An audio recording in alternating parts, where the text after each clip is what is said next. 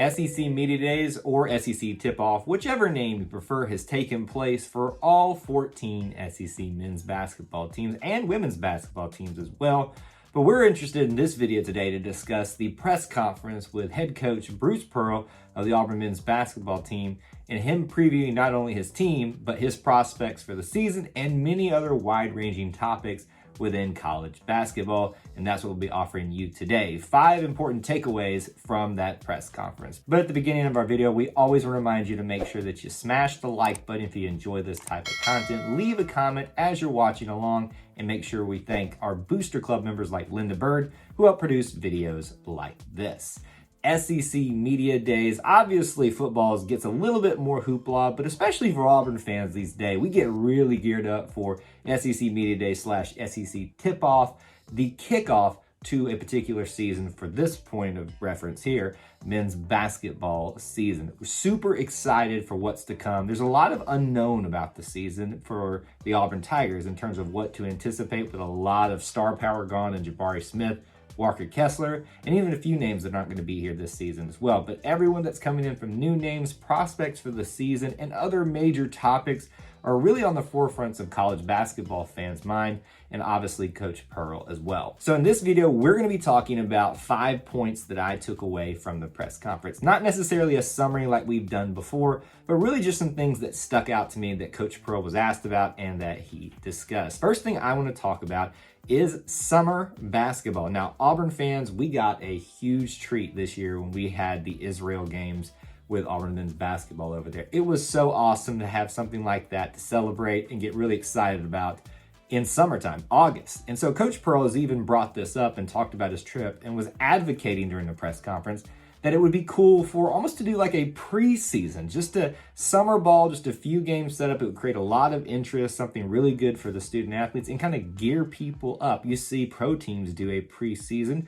Why not do it for college basketball as well? Never really thought of that outside of these international trips that not just Bruce Pearl does, but many teams do. It's a pretty intriguing concept, and I think it's one that should be explored. Takeaway number 2 for me was his question about Todd Golden, and asked about his relationship and Todd Golden, his former assistant, becoming the head coach at Florida now. It's going to create an interesting dynamic even this season when we get to that Auburn versus Florida matchup. Coach Pearl even got really almost started to get emotional, even pointed out that if he talks about it further, he'll get emotional. You can tell how invested he gets in not just his players, but even his staff, the people that become his family, that are part of his program overall, whether they've been here and gone or they're still there to this day. This guy loves the people that come into his world, and he talked a lot about that. So yes, will there be a rivalry? Yes, will we want to beat the crap out of Florida?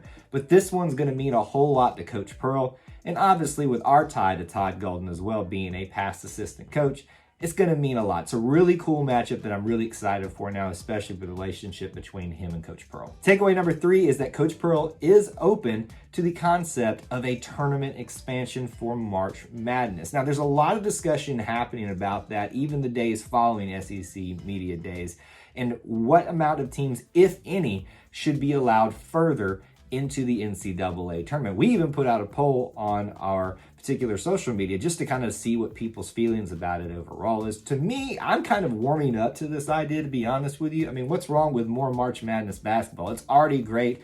Everybody still watches the first 4 with those additions being into the tournament now. There's been some discussion about 25% of the eligible teams more being allowed into there. So I think I saw roughly that would be about 20 participants, about 10 extra games that would be allowed into the format. Those numbers probably aren't exactly right, but that's kind of what I saw being tossed around. Interesting thing to see Coach Pearl kind of throw his hat into the ring for this concept, and we'll see if that holds any weight for a lot of people who are the decision makers on that front. Takeaway number 4, and this is more of a time relevant thing because it sounds like it's an ongoing changing thing. Coach Pearl said during the press conference that right now he's only assured of himself and others of 1 starting spot that he can probably name that's been claimed by a person on the Auburn roster right now. Now, previously, about a week or so ago, something like that, he said 2.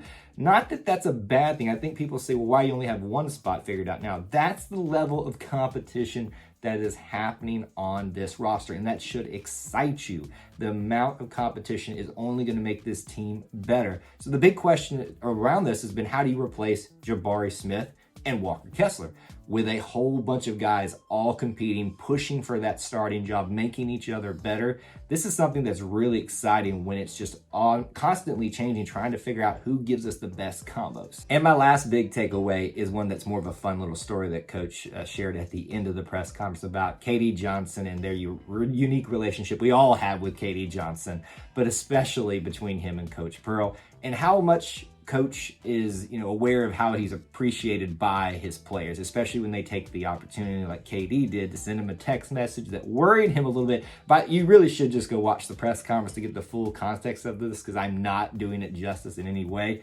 But basically just gave him a random text and said, "Thank you so much for all that you've done to me." And it's like, what did you do? What did this kid do? But really, it's just him getting his first NIL check. And it just shows you the impact that NIL is having, how important it is to these student athletes.